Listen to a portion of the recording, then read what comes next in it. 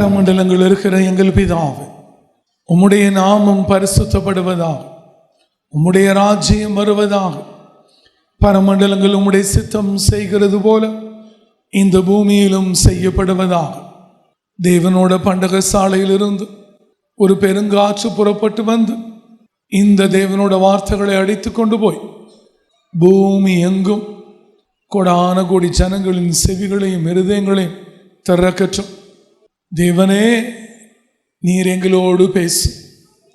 தேவாவியானவரே, உம்முடைய அடியானுக்கு துணையாயும் ஒத்தாசையாயும் நெல்லும். ஜெபம் கேளும், ஆசிர்வதியும், பேசும் நல்ல பிதாவே. ஏசையா தீர்க்கதரிசி எழுதின புஸ்தகம் 63ஆம் அதிகாரம் 4வது வசனம்.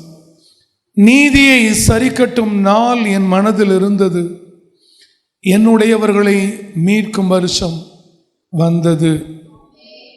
பரலோக ராஜ்யம் சமீபத்தில் இருக்கிறது. The kingdom of heaven is at hand என்று வேதவசனம் சொல்லுகிறது. ஒவ்வொரு முழங்கால்களும் அவருக்கு முன்பாக முடங்க வேண்டும். ஒவ்வொரு நாவுகளும் அவரை அறிக்கை செய்ய வேண்டும். All the knee shall bow, all the tongue shall confess Jesus is the Lord. அல்லேலூயா. தேவனே, உம்முடைய முகத்தின் வெளிச்சம் அடியானை நிரப்பற்றும். உம்முடைய கம்பீர சத்தம் அடியானை மூடிக்கொள்ளற்றும். அங்கே வேதம் சொல்லுகிறது, ஏசையா தீர்க்கதரிசி அழகாய் ஒரு வார்த்தைகளை சொல்லுகிறார். தேவன் ஏசையாவோடு என்ன சொன்னாரோ அதை ஏசையா சொல்லுகிறார். அப்ப ஏசையாவோட தேவன் என்ன சொன்னார்? நீதியை சரிக்கட்டும் நாள் என் மனதில் இருந்தது, என்னுடையவர்களை மீட்கும் வருஷம் வந்தது என்று சொல்லுகிறார். தேவன் ஜனங்களை மீட்கிற வருஷங்களும், ஆத்துமாக்களை மீட்கிற வருஷமும், யாக்கோபின் கோத்திரங்களை மீட்கிற வருஷமும், யாக்கோபின் வம்சங்களை மீட்கிற வருஷமும், ஆபிரகாமின் சந்ததி மீட்கிற வருஷமும், அந்த நாட்களும் வந்தது. அல்லேலூயா. வேதம் சொல்லுகிறது, ஏன் இந்த நீதியை அவர் குறித்து பேசிக்கொண்டு வருகிறார்? அந்த நீதியை சரி கட்டின பின்புதான் ஜனங்களை மீட்க முடியும். அது அவரோட மனதில் இருக்கிறது. இன்னைக்கு உங்களுக்கு முன்பாக ஒரு தேவனோட மனுஷனை வைக்க போகிறோம். வேதம் என்ன சொல்லுகிறது? யோபுவின் புஸ்தகம் 27ஆம் அதிகாரம் 6வது வசனங்களை வாசிக்கலாம். என் நீதியை கெட்டியாய் பிடித்திருக்கிறேன், அதை நான் விட்டுவிடேன். நான் உயிரோடு இருக்கும் அளவும் என் இருதயம் என்னை நிந்திக்காது. அல்லேலூயா. தேவனோட தாசனாகிய யோபு என்ன சொல்லுகிறார்? என் நீதியை நான் கெட்டியா பிடிச்சிருக்கேன். நான் என் மனைவிக்காக, என் பிள்ளைகளுக்காக, என் ஆஸ்திகளுக்காக, என் குடும்பங்களுக்காக, என் உறவுகளுக்காக, என் நண்பர்களுக்காக, நான் யாருக்காகவும் என் நீதியை நான் பிடிச்ச நீதியை நான் விட்டு விடலைன்னு சொல்றார். ஒரு அலையே சொல்லுவோமே, நான் விடமாட்டேன். அவர் நீதியை தன் மனைவிக்காக விட்டுடல. 10 பிள்ளைகள் இறந்த போதும் அதை விட்டுடல. ஆஸ்தி ஐஸ்வர்யம் எல்லாம் அவரை விட்டு போன போதும் அவர் விட்டுடல. சரீரத்திலே கொடிய நோய், வியாதிகள், பருக்கள், பெரிய போராட்டங்கள் இருந்த பொழுதும் அவர் சொல்லுகிறார், என் நீதியை நான் கெட்டியா பிடிச்சிருக்கேன், அதை நான் விட்டுவிடேன். மனைவி, பிள்ளைகள், குடும்பம், உறவுகள், ஆஸ்தி, ஐஸ்வர்யம், பொருள், ஆஸ்தி எல்லாம் அப்புறம்தான். ஒவ்வொரு கிறிஸ்தவனுக்கும் முந்தி நிற்க வேண்டியது நீதிதான். இதை கெட்டியா பிடிக்கணும். பவுல் சொல்லுகிற போது சொல்லுகிறார், அவர் என்னை எப்படி பிடித்தாரோ, எதற்காக பிடித்தாரோ அதையே நான் பிடித்து கொண்டேன் என்று சொல்லி. நீதி தேவன் நீதிக்கு தான் பிடிப்பார். நீங்களும் அந்த நீதியை தான் பிடிக்க வேண்டும். ஒரு அலையே சொல்லுமே, அதை நான் விட்டுவிடேன். நான் உயிரோடு இருக்கும் அளவும் என் இருதயம் என்னை நிந்திக்காது. நீ அநேகருடைய இருதயம் உங்களை நிந்திக்கிறது. படுத்தா ஒரே யோசனை தான், ஐயோ இப்படி பேசிட்டோமே, இப்படி நடந்துட்டோமே, இப்படி இருதயத்தோட அங்கலாய்ப்பு, இருதயத்தோட வியாகுலங்கள், இருதயத்தோட கண்ணீர், இருதயத்தோட ஏக்கங்கள். என்ன சொல்றாரு? இருதயம் என்னை நிந்திக்காது. அப்படியானால் இருதயம் யார்? இப்போ இருதயம் எப்படி மனுஷனை நிந்திக்கும்? யோபு சொல்லுகிறார், இருதயம் என்னை நிந்திக்காது. ஏய், நீ தவறு செய்து விட்டாயே, இந்த இருதயம் என்னை பார்த்து சொல்லாது. ஐயோ நீ குற்றம் செய்து விட்டாயே, இருதயம் என்னை பார்த்து சொல்லாது. ஐயோ நீ மனைவி பக்கம் சாய்ந்து விட்டாயே, இருதயம் என்னை பார்த்து சொல்லாது. ஐயோ உன் பிள்ளைகளெல்லாம் இழந்து போன பின்பு நீ இப்படி தேவனை தூஷித்தாயே, இருதயம் என்னை நிந்திக்காது. ஐயோ எனக்கு இருந்த ஆசையெல்லாம் போய்விட்டதே, ஐயோ எல்லாம் போச்சே, நீ அப்படி நினைச்சையே, இருதயம் என்னை நிந்திக்காது. அதுதான் ஒரு கிறிஸ்தவ வாழ்க்கை.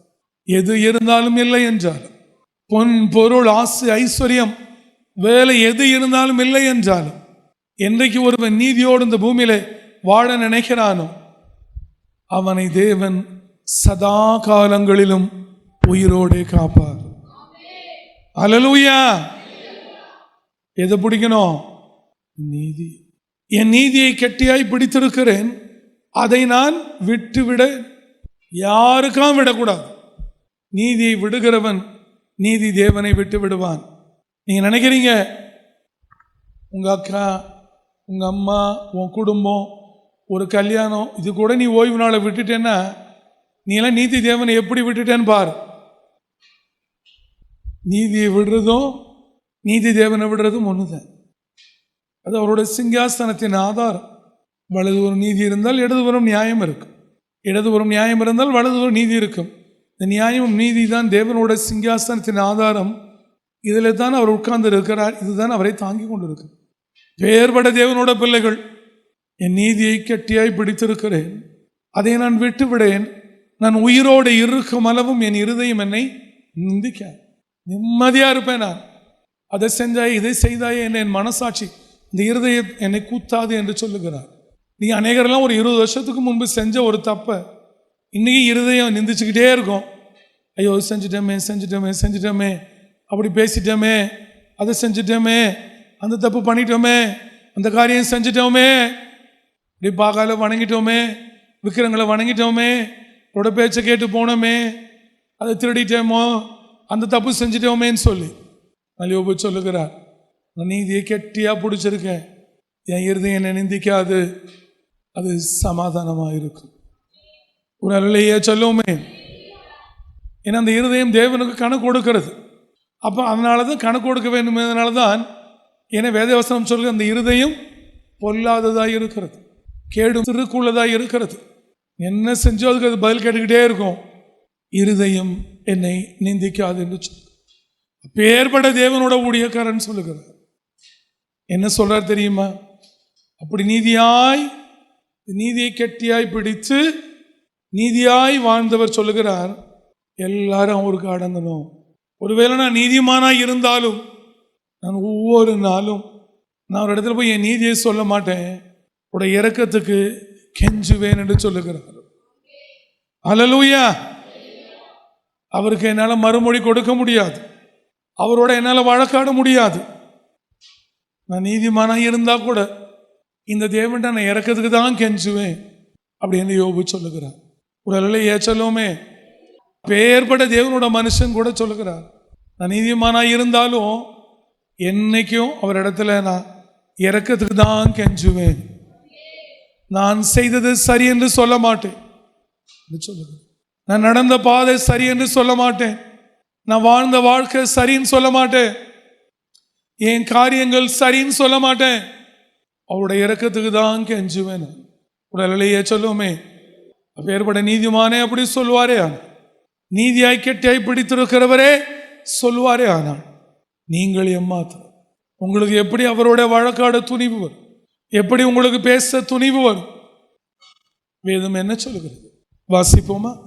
யோபுவின் புஸ்தகம் 9ஆம் அதிகாரம் 13, 14, 15 வாசிக்கலாம். தேவன் தம்முடைய கோபத்தை திருப்ப மாட்டார், ஒருவருக்கு ஒருவர் துணை நிற்கிற அகங்காரிகள் அவருக்கு அடங்க வேண்டும். யோபு என்ன சொல்லுகிறார்? தேவன் நம்முடைய கோபத்தை திருப்ப மாட்டாராம். ஒருவருக்கு ஒருவர் துணை நிற்கிற அகங்காரிகள். ஏன் அகங்காரர்கள்னு போல யாரை சொல்லுகிறார்? அகங்காரிகள். அப்ப நிறைய அகங்காரம் இருக்கிறது ஸ்திரீகள் இடத்துல. துணை நிற்கிற அகங்காரர்கள்னு போட்டிருக்கலாம். அகங்காரிகள் ஒருவருக்கு ஒருவர் துணை நிற்கிற, உனக்கு நான் இருக்க, எனக்கு நீ இருக்க, அகங்காரிகளே நீங்க அடங்கணும் அகங்காரங்களும் அடங்கணும். இல்லைன்னா உன் அகங்காரங்களும் அகங்கார கிரியைகளும் இயேசுவின் நாமத்தில் இன்றைக்கு வேறு அறுக்கப்படும்.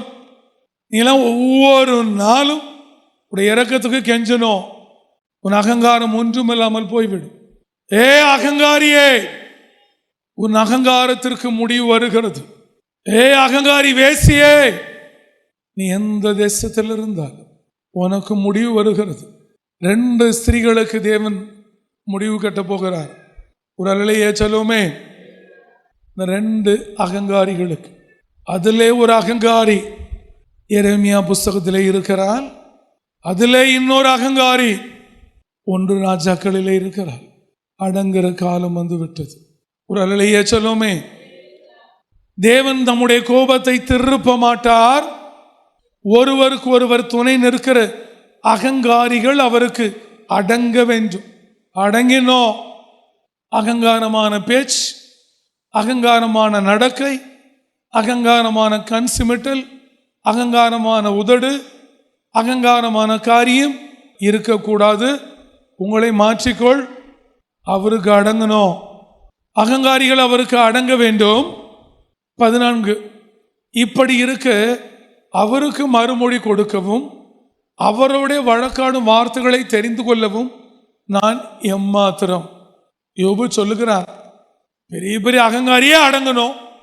இப்படி இருக்க அவருக்கு மறுமொழி கொடுக்க அவரோட வழக்காட வார்த்தைகளை தெரிந்து கொள்ள நான் எம்மாத்திரம் என்று சொல்லுகிறார். அவருக்கு மறுமொழி கொடுக்கக்கூடாது, அவரோட வழக்காடக்கூடாது. அவரோட வழக்காடுறது எந்த வார்த்தைகளை தெரிந்து கொள்ளலாம் தேடக்கூடாது. என்ன வார்த்தையை பிடிச்சா நம்ம தெரிஞ்சுக்கலாம், எது இருந்தால் நம்ம என்ன பேசலாம். நான் எம்மாத்திரம் என்று சொல்லுகிறார். நீங்கள் வழக்காடுவீங்களா? இல்லை ஆண்டவருக்கு மறுமொழி கொடுப்பீங்களா? நீங்களாம் எம்மாத்திரம். யோபுவே ஒன்றுமில்லை என்று சொல்லுகிறேன்னா நீங்கள் எம்மாத்திரம். வேண்டாம், மனம் திரும்பிற என் ஜனமே, நீங்க மனம் திரும்புங்க. பூமியின் குடிகளை நீங்க மனம் திரும்புங்க. பிரசங்க இருக்கிற உங்களுக்கு மாத்திரமல்ல, வானம் கவிழ்ந்த தேசம் வரை இந்த வார்த்தைகளை தேவனோட சொற்படியும் செய்யும் காற்று அநேகரோட இருதயங்களிலும் செவிகளையும் திறந்து அடித்து கொண்டிருக்கிறது. எவனும் எவ்வளோ அடங்கணும், எவனும் எவ்வளோ அவருக்கு மறுமொழி கொடுக்க கூடாது, அவரோட வழக்காடக்கூடாது. வார்த்தைகளை தெரிந்து கொள்ள ஒருவருக்கும் தகுதி இல்லை. அவருக்கு மறுமொழி கொடுக்கவும் அவரோட வழக்காடும் வார்த்தைகளை தெரிந்து கொள்ளவும் நான் எம்மாத்திரம். யோபு சொல்லுகிறேன், நான் எம்மாத்திரம். நீ சன்மார்க்கனா? இல்லை பூமியில் உன்ன மாதிரி ஒரு ஸ்திரீ இல்லை, ஒரு புருஷன் இல்லைன்னு சொன்னார? எங்க இருந்து வருகிறது இந்த அகங்காரம்? எங்க இருந்து வருகிறது தேவனுக்கு பிரியமில்லாத நடக்கை? எங்க இருந்து வருகிறது தேவனுக்கு பிரியமில்லாத பேச்சு? உன்னை மாற்றிக்கொள். நீதியை கெட்டியாய் பிடித்த நீதிமானாய் இருந்த ஒரு தேவனோட மனுஷன் சொல்லுகிறார், அவருடைய இரக்கத்துக்கு நான் கெஞ்சுவேன் என்று சொல்லுகிறார். யோபு 9:15 நான் நீதிமானாய் இருந்தாலும் அவருடைய வழக்காடாமல் என் நியாயாதிபதியினிடத்தில் இரக்கத்துக்கு கெஞ்சுவேன் என்று சொல்லுகிறார். நான் நீதிமானாய் இருந்தாலும், குற்றம் குறை இல்லாதவனாய் இருந்தாலும், நான் நீதியை கெட்டியாய் பிடித்திருந்தாலும் அவரோட நான் வழக்காட மாட்டேன். அந்த அகங்காரமான வேலையை செய்ய மாட்டேன். நான் அவருக்கு நான் அடங்கி இருப்பேன். நீதிமானா இருந்த இரக்கத்துக்கு கெஞ்சுவேன்னு சொன்னா நீயும் நானும் எம்மாத்திரம். நீ இந்த பூமியில சுகித்து வாழ, யோபை போல 2 மடங்கு ஆசீர்வாதங்களை பெற்றுக்கொள்ள, இழந்து போனதை நீங்கள் பெற்றுக்கொள்ள ஒரே ஒரு வழிதான், அவரிடத்தில் நியாயாதிபதியினிடத்தில் இரக்கத்துக்கு கெஞ்சணுமே தவிர உங்களால் இந்த பூமியில் அவரை மிஞ்சி வாழவே முடியாது. அல்லேலூயா. நான் நீதிமானாய் இருந்தாலும் அவரோட வழக்காடாமல் என் நியாயாதிபதியினிடத்தில் இரக்கத்துக்கு கெஞ்சுவேன் என்று சொல்லுகிறேன். ஒவ்வொரு நாளும் கெஞ்சணும். நீ இப்படி கெஞ்சு கொண்டே இருப்பாயே, ஆனால் ஒரு நாள் இவன் என் மகள் அல்லவா, ஒரு நாள் இவன் என் மகன் அல்லவா என்று சொல்லி இந்த இயேசுவான ஒரு நாள் உங்களை கொஞ்சுவார். ஆனால் நீங்கள் மிஞ்சுவீர்களே. ஆனால் நான் சொல்லக்கூடாது, ஒரு இப்பயே நடக்க ஆரம்பிச்சோம். வேதம் என்ன சொல்லுகிறது? அவர் எப்படியெல்லாம் செய்கிறார் என்று காலம் வந்து கொண்டிருக்கிறது. ஜாக்கிரதை. ஏனென்றால் வேதம் சொல்லுகிறது, ஏன்னா உங்களோட சரீரத்தின் ஒவ்வொரு அவயங்களும் ஆயுதம் என்று வேதம் சொல்லுகிறது. என்னது? உங்கள் சரீரத்தில் உள்ள ஒவ்வொரு அவயங்களும் ஆயுதமா. கண் ஒரு ஆயுதம், செவி ஒரு ஆயுதம், மூக்கு ஒரு ஆயுதம், வாய் ஒரு ஆயுதம், கைகள் ஒரு ஆயுதம், இருதயம் ஒரு ஆயுதம். சரீரத்தில் உள்ள ஒவ்வொரு உறுப்புகளும் ஆயுதங்களாய் இருக்கிறது. ஒவ்வொரு அவயங்களும் ஆயுதங்கள். இந்த அவயங்கள் என்கிற ஆயுதங்களை நீங்கள் அநீதியின் ஆயுதங்களாய் மாற்றிக்கொண்டிருக்கிறீர்களா? ஆனால் அவயங்களின் ஆயுதங்கள் நீதியின் ஆயுதங்களாய் இருக்க வேண்டும். ஆனால் உங்கள் அவயங்களின் ஆயுதங்கள் அநீதியுள்ள ஆயுதங்களாய் இருக்கிறது. நீங்கள் ஒரு காரியங்களை இன்றைக்கு என் ஜனமே தெளிவாய் தெரிந்து கொள்ள வேண்டும். உன் சரீரத்தில் இருக்கிற ஒவ்வொரு அவயங்களும் ஆயுதம். நீ கத்திய கையில வச்சுட்டு ஆயுதத்தை எடுத்து குத்தினால உன் பார்வை சரியா இல்லைன்னா அந்த கண் அநீதியின் ஆயுதமாய் மாறிவிடுகிறது. உன் பேச்சு சரியில்லைன்னா உன் வாய், உன் உதடுகள் அநீதியின் ஆயுதங்களாய் மாறிவிடுகிறது. உன் கைகள் சரியில்லை என்றால் உன் கைகள் அநீதியின் ஆயுதங்களாய் மாறிவிடுகிறது. உன் செவி சரியில்லை என்றால் உன் அவயங்கள் அநீதியின் ஆயுதங்களாய் மாறிவிடுகிறது. நீதியின் ஆயுதங்களாய் இருக்க வேண்டிய அநேகரோட சரீரங்கள் இன்றைக்கு அநீதியின் ஆயுதங்களாய் இருக்கிறது. உங்களை மாற்றிக்கொள். என் சகோதரனாகிய பவுல் என்ன சொன்னார்? வேதம் என்ன சொல்லுகிறது? என் ஜனமே, உங்களுக்கு புத்தி போதாது என்று புத்தியை பேசும்படி வைத்தார், அறிவு போதாது என்று அறிவை பேசும்படி வைத்தார், ஞானம் போதாது என்று ஞானத்தை பேசும்படி வைத்தார், விவேகம் போதாது என்று விவேகத்தை பேசும்படி வைத்தார். எல்லாவற்றையும் பேசின நீங்கள் உங்கள் சரீரத்தின் அவயங்களை அநீதியின் ஆயுதங்களாய் எப்படி வைத்திருக்கிறீர்கள்? என் ஜனமே, பூமியின் குடிகளே, மனம் திரும்ப. கண்கள் இருக்கென்று பார்த்து விடக்கூடாது, செவிகள் இருக்கென்று எதையும் கேட்டுவிடக்கூடாது, வாய்கள் இருக்கென்று எதுவும் பேசிவிடக்கூடாது, கைகள் இருக்கென்று எதையும் செய்துவிடக்கூடாது. மனம் திரும்பு. அந்த பவுல் சொன்னதை இந்த பவுல் இந்த பலிபீடத்திலிருந்து சொல்லுகிறேன். வாசிப்போமா?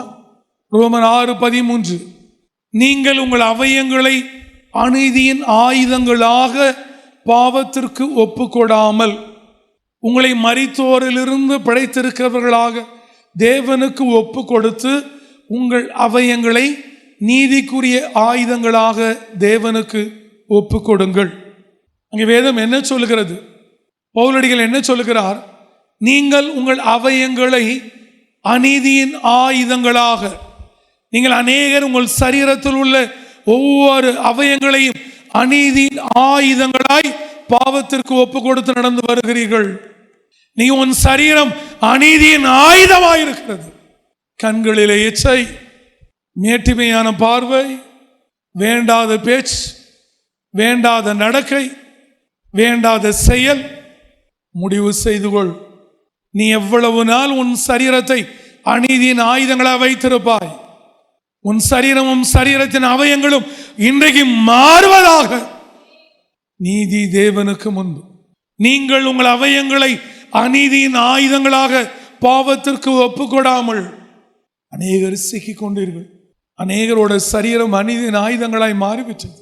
நீதி செய்ய மனமில்லை, நீதியை கெட்டியா பிடிக்க மனமில்லை, நீதி தேவனை பிடிக்க மனமில்லை, நீதியாய் வாழ மனமில்லை, நீதியாய் செய்ய மனமில்லை, நீதியாய் ஜீவிக்க மனமில்லை, நீதியை நிறைவேற்ற மனமில்லை, நீதியை மகிழ்ச்சியாக செய்ய மனமில்லை, நீதியின் தேவனை வழியில நினைக்க மனமில்லை. ஆனால் நாங்கள் எல்லாம் இயேசுவின் பிள்ளைகள் என்று சொல்லுகிறீர்கள். நீதி தேவனின் பிள்ளைகள் நீதியாய் இருக்க வேண்டும். அநீதியின் பிள்ளைகள் தான் அநீதியாய் இருப்பார்கள். நீங்கள் உங்கள் அவயங்களை அநீதியின் ஆயுதங்களாய் ஒப்பு கொடுத்து விட்டு நீங்கள் நீதியாய் இருப்பது போல வாழுகிறீர்கள். வேண்டாம். இந்த மாய வலையின் வாழ்க்கை ஒரு நாள் அல்ல ஒரு நாள் இந்த மாய வலை அருந்துவிடும். நீங்கள் அவமானப்பட்டு நிந்திக்கப்பட்டு நிற்பீர்கள். நீங்கள் உங்கள் அவயங்களை அநீதியின் ஆயுதங்களாக பாவத்திற்கு ஒப்புக்கொடாமல் என்ன பண்ணணும்? இனி ஒரு நாளும் உன் சரீரத்தில் இருக்கிற ஒவ்வொரு அவயங்களும் ஒவ்வொரு ஆயுதம், அந்த ஆயுதத்தை நீ நீதிக்கு தான் பயன்படுத்த வேண்டும், நீதிக்கு தான் ஒப்பு கொடுக்க வேண்டும். அதனால தான் அநேகரோட அவயங்களை அவன் அழித்து விடுகிறான். பாவத்திற்கு ஒப்பு கொடாமல் உங்களை மரித்தோரிலிருந்து பிழைத்திருக்கிறவர்களாக தேவனுக்கு ஒப்பு கொடுத்து, நீங்க ஒப்பு கொடுக்கணும். இந்த பூமியில நீங்க ரெண்டை தெரிஞ்சுக்கணும். ஒன்று, எப்பொழுதும் அவருடைய இறக்கத்துக்கு நீ கெஞ்சிக்கிட்டே இருக்கணும். ரெண்டாவது, உன் அவயங்களை நீதிக்குரிய ஆயுதமா தேவனிடத்துல ஒப்பு கொடுக்கணும். இப்படி ஒப்பு கொடுக்கணும், நீதிக்குரிய ஆயுதமா. ஒருவேளை தேவனுக்கு பிரியமாய் இருந்தா அந்த ஆயுதத்தை ஒரு உபயோகப்படுத்தலாம். சிலரை கண்ணை உபயோகப்படுத்தலாம், கண்களிலே சில தரிசனங்களை காண்பித்து கண்ணை உபயோகப்படுத்தலாம். சிலரோட வாயை உபயோகப்படுத்தலாம், ஒரு தீர்க்க தரிசன ஆவியை கொடுத்து தீர்க்க தரிசனம் படி கொடுக்கலாம். சிலர் செவியை ஆயத்தப்படுத்தலாம், தேவனோட மெல்லிய சத்தத்தை கேட்கும்படி. கால்களை ஆயத்தப்படுத்தலாம், தேவனுக்கென்று சிலரை நடக்கும்படி. கைகளை ஆயத்தப்படுத்தலாம், தேவனுக்கென்று கரங்களை உயர்த்தி தேவனிடத்தில் விண்ணப்பம் செய்யும்படி. ஆனால் எப்படி இருக்கணும்? ஒவ்வொரு அவயமும் நீதிக்குரிய ஆயுதமாக இருக்கணும்.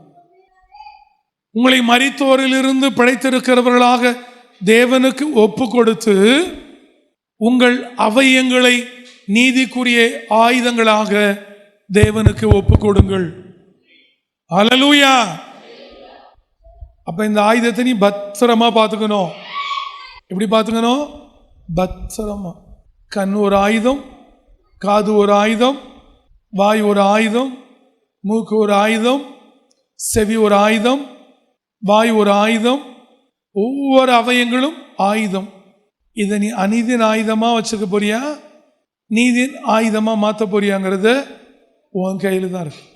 அது நீதிக்குரிய ஆயுதமா மாறுச்சுன்னா தேவன் உன்னை கொண்டு பெரிய காரியங்களை செய்வார். இல்லை நீ அநீதியின் ஆயுதமா வச்சிருந்தீன்னா ஒரு நாள் அல்ல ஒரு நாள் உன்னை தள்ளி விடுவார். இதுவரை என் அவயங்கள் அநீதியின் ஆயுதமாய் இருந்தது, இனி என் அவயங்கள் நீதிக்குரிய ஆயுதங்களாய் மாறப்போகிறது. என் சரீரம் என்கிற சரீரத்தில் இருக்கிற ஒவ்வொரு அவயங்களையும் நான் ஆயுதமாய் மாற்றி நீதிக்குரியதாய் தேவனிடத்தில் ஒப்பு கொடுக்க போறேன்னு சொல்லுங்க. இதுவரை என் அவயங்கள் அநீதியின் ஆயுதங்களாய் இருந்தது. அநேக தரம் என் அவயங்களை நான் பாவத்திற்கு ஒப்பு கொடுத்து, என் கண்களிலே இச்சையானதை பார்த்து என் கண்ணை பாவங்களுக்கு ஒப்பு கொடுத்து, என் செவிகளிலே தேவையில்லாததை கேட்டு என் செவிகளை பாவத்திற்கு ஒப்பு கொடுத்து, இருதயத்தில் தேவையில்லாததை நினைத்து இருதயம் என்கிற ஆயுதங்களை அநீதிக்கு நான் ஒப்பு கொடுத்து, காணக்கூடாததை கண்டும் கேட்கக்கூடாததை கேட்டும் பேசக்கூடாததை பேசியும் செய்யக்கூடாததை செய்தும் நடக்கக்கூடாதபடி நடந்தும் இன்னைக்கு என் அவயங்கள் எல்லாம் அநீதியின் ஆயுதங்களாய் இருக்கிறது. ஒரு நாள் இந்த ஆயுதத்தை கொண்டு நீ அவரை சிலுவையில் அடிக்கும் நிலை வந்துவிடும். வேண்டாம். உன் சரீரத்தில் தேவன் ஒன்றையும் பார்த்து பார்த்து படைத்து வைத்தார். அந்த சரீரத்தின் ஒவ்வொரு அவயங்களும் நீதியின் ஆயுதமாய் அவருக்காக நிற்கணும். இன்னைக்கு அநேகரோட சரீரம் அநீதியின் ஆயுதமாய் இருக்கிறது, இன்னைக்கு மாறுவதாக. என் ஜனமே, என் சகோதரர்களே, உன் அவயங்கள் அநீதியின் ஆயுதமாய் இருந்தது போதும். ஸ்திரீகளே, உங்கள் இருதயம் உங்கள் அவயங்கள் அநீதியின் ஆயுதமாய் இருந்தது போதும். ஒருவேளை ஆத்துமாக்களை நீங்களும் ஒப்புரவாகும். ஒருவேளை அன்றைக்கு உங்கள் அவயங்கள் அநீதியின் ஆயுதமாய் இருந்தால் இன்னைக்கு தேவனிடத்திலே ஒப்பு கொடுத்து நீதிக்குரிய ஆயுதங்களாய் மாற்றி விடுங்கள். சரீரத்தில் இருக்கிற ஒவ்வொரு உறுப்புகளும் ஒவ்வொரு அவயங்களும் அநீதியின் ஆயுதங்களாய் அவன் மாற்றிவிட்டான். ஒப்பு கொடுங்கள், அது நீதிக்குரிய ஆயுதங்களாய் மாறும் என்று தேவனுக்கு ஒப்பு கொடுங்க. உன் அவயங்கள் எல்லாம் நீதிக்குரிய ஆயுதங்களாய் மாறுகிற போது நீ தேவனுக்கு உண்மையாய் ஊழியம் செய்வாய். நீ தேவனுக்கு யுத்தம் செய்வாய். உன் ஜெபங்கள் கேட்கப்படும். ஒப்புக்கொடு, ஒப்புக்கொடு, ஒப்புக்கொடு, ஒப்புக்கொடு. என் சரீரத்தின் ஒவ்வொரு அவயங்களும் நீதிக்குரிய ஆயுதங்களாய் மாறுச்சு. என் சரீரத்தில் இருக்கிற அவயங்கள் எவைகளெல்லாம் அநீதியின் ஆயுதங்களாய் இருக்கிறது, அதை இயேசுவே என் மேல் இறக்கம் வைத்து அதை மாற்றி போடும் என்று சொல். அந்த அநீதியின் ஆயுதம் மாறி நீதியின் ஆயுதமாய் மாறும். அநீதியின் ஆயுதங்கள் எங்கள் சரீரத்தை விட்டு, என் ஜனங்களின் சரீரத்தை விட்டு, பூமியில் தேவனோட பிள்ளைகளை விட்டு விலகுவதாக. என் சரீரமும் என் ஜனங்களின் சரீரம் இந்த பூமியில் இந்த ஆலயத்திற்கு முன்குறிக்கப்பட்ட 300 கோடி ஜனங்களின் சரீரத்தின் ஒவ்வொரு அவயங்களும் நீதியின் ஆயுதங்களாய் இயேசுவின் நாமத்தில் இப்பொழுது மாறுவதாக, மாறுவதாக, மாறுவதாக. எங்கள் சரீரத்தின் ஒவ்வொரு அவயங்களும் நீதியின் ஆயுதம், நீதியின் ஆயுதங்களாய் மாறுகிறது, நீதியின் ஆயுதங்களாய் மாறுகிறது. யார் யார் உண்மையை ஒப்புக் கொடுக்கிறீர்களோ நீதியின் ஆயுதங்களாய் மாறுகிறது, நீதியின் ஆயுதங்களாய் மாறுகிறது, நீதியின் ஆயுதங்களாய் மாறுகிறது. சரீரம் ஜெயம் எடுக்க போகிறது. இதோ நான் உங்களுக்காக ஜெபிக்கட்டும். பரமண்டலங்கள் இருக்கிற எங்கள் பிதாவே, உம்முடைய நாமம் பரிசுத்தப்படுவதாக, உம்முடைய ராஜ்யம் வருவதாக. பரமண்டலங்களில் உம்முடைய சித்தம் செய்கிறது போல இந்த பூமியிலே செய்யப்படுவதாக. இனி ஒவ்வொரு சரீரங்களும், ஒவ்வொரு சரீரத்தில் அவயங்களும் நீதியின் ஆயுதமாய் மாறும்படி வைத்தீரே, உமக்கு நன்றி ஆண்டவரே. அடியானோட சரீரத்தில் இருக்கிற ஒவ்வொரு அவயங்களும் இனி ஒவ்வொரு தேவனோட நீதியை இந்த பூமியிலே செய்வதாக. என் ஜனங்களும் அப்படியே இருக்கட்டும் ஆண்டவர். இந்த பூமியின் குடிகளும் அப்படியே இருக்கட்டும். ஒரு நாளும் தன் சரீரத்தின் அவயங்களை அநீதியின் ஆயுதங்களாய் மாற்றி விடாதபடி, அதிலிருந்து அநீதி தலையெடுக்காதபடி என் தேவன் வேர் அறுப்பீராக. இயேசுவின் நாமத்தில் ஜெபிக்கிறோம். எங்களை ஏற்றுக்கொள்ளும். எங்கள் சரீரத்தின் அவயங்கள் நீதியின் ஆயுதங்களாய் மாறட்டும். உம்முடைய நீதி கெட்டியாய் பிடித்து ஓட கிருபைதாரும். எப்பொழுதும் உம்முடைய இரக்கத்திற்கு கெஞ்சுகிறவனாய் இந்த பூமியிலே அடியானை வைப்பீரா. ஜெபம் கேளும், ஆசீர்வதியும் நல்ல பிதாவே. ஆமென்.